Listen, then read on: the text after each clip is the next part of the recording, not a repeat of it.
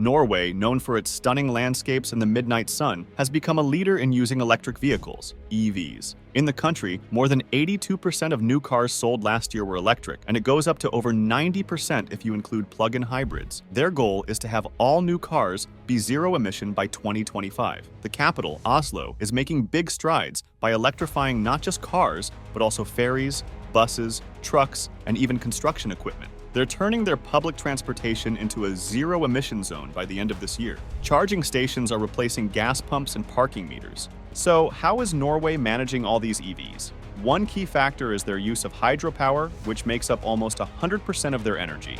Electric cars are about a third of the price of gasoline because hydropower is cheap, abundant, and renewable. However, the rapid increase in the number of cars on the road has brought some challenges. There's concern about the fast pace and high volume of car purchases, leading to some unintended consequences. To understand how Norway achieved such high EV adoption, a team flew to Oslo and observed the electric vehicle culture. Tesla is the most popular brand in Norway, making up 20% of the market in 2023. The streets are filled with electric cars, and chargers are everywhere. The air quality has improved noticeably, with a 20% reduction in local pollution, while California leads in EV adoption in the US. Norway's progress makes it stand out globally. Norway's success is attributed to a combination of policies implemented over the past 2 decades, starting as early as 1990. In 1994, Norway hosted the Olympic Games and tried introducing electric vehicles, EVs, with a small car called Think, but it didn't catch on.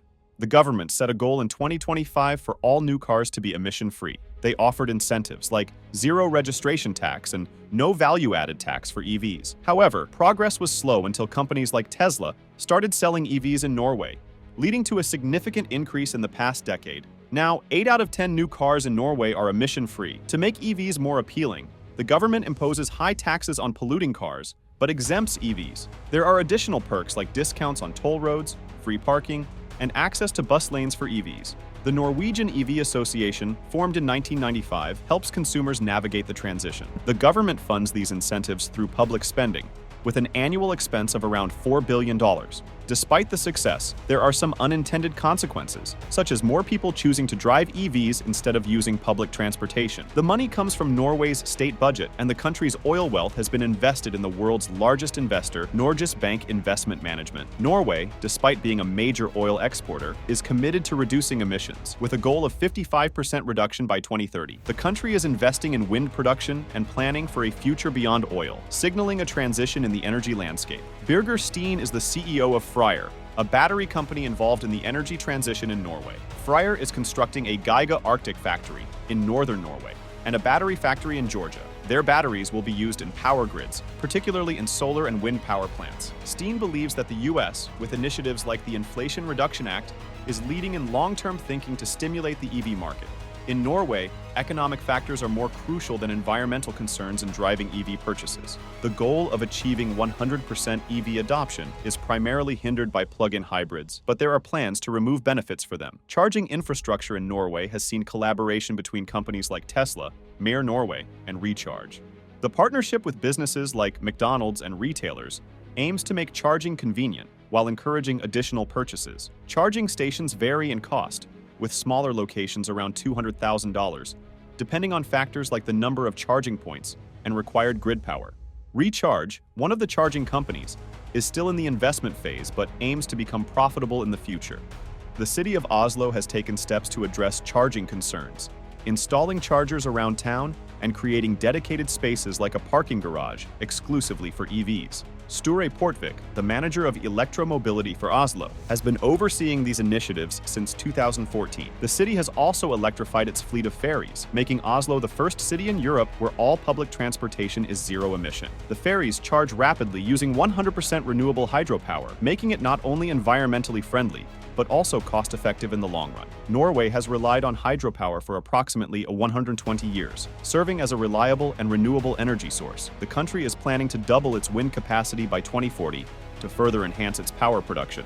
When building new charging sites, agreements with landowners and approvals from authorities are required. Challenges arise with overloaded electrical infrastructure, but collaboration with grid companies helps find solutions, even though additional investments are necessary. Gas stations, now called energy stations in Norway, are recognizing the benefits of installing chargers. Companies like Circle K, a major gasoline chain, are involved in the fast charging market. While profit margins on gas are not significant, they see the opportunity to attract customers who spend more time at the charging stations, making additional purchases. Charging reliability has been a concern for EV owners, with issues like charging queues and non-functional chargers. However, as the market matures, these problems are becoming less frequent. Payment systems have now become a significant concern for EV owners, with the need to download different apps or use various payment solutions for each charging company.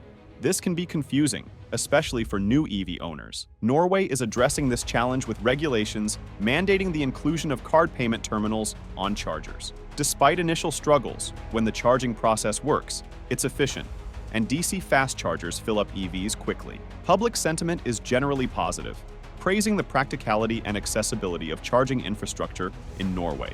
Tesla's new V4 superchargers have been well received for their speed and convenience.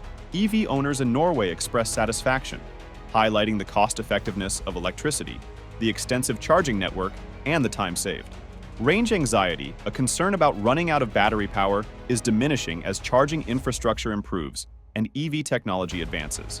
Winter conditions do impact EVs, with reduced driving range due to battery efficiency in the cold. However, preheating features and advancements in battery technology have mitigated many of the winter-related challenges for EV owners in Norway. As Norway approaches its 100% EV adoption goal, adjustments to incentives are being considered. Some changes include restricting access to bus lanes only for EV carpools due to congestion and reconsidering subsidies related to public lanes.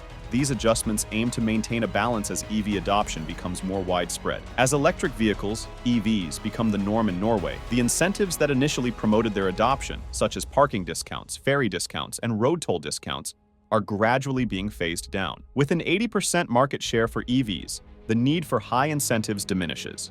CO2 taxes also decrease as fewer polluting cars are sold. Concerns about road wear and tear due to heavier EVs have prompted discussions about fair taxation, ensuring that all vehicles, including EVs, contribute their fair share for road usage. Battery degradation and end-of-life plans for EVs are addressed through European regulations for battery recycling.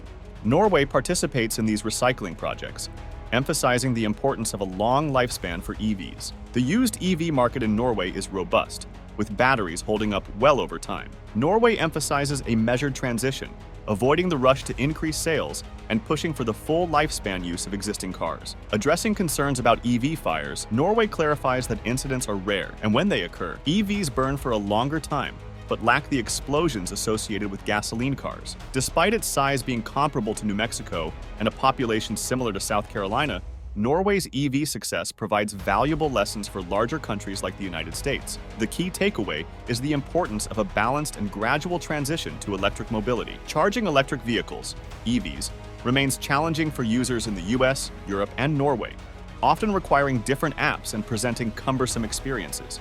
Standardization of charging infrastructure is crucial for the industry and users. The transition from various DC fast charger standards like CHAdeMO and CCS to a more unified standard is considered essential. A significant lesson for the United States is to prioritize building a robust charging infrastructure to alleviate concerns about range anxiety. Government support in establishing this infrastructure initially can pave the way for commercial viability later on. Norway emphasizes making EVs economically beneficial for consumers, focusing on various vehicles like ferries and buses. The adoption of EVs in the trucking sector remains a challenge, but progress is underway. Mistakes have been made, but the key is to try small-scale approaches with different technologies. Timely construction permits and swift processes at the distribution system operator DSO level are critical for charging station development. A common misconception is comparing EVs to traditional vehicles in terms of refueling, while the reality is that about 90% of charging occurs at home.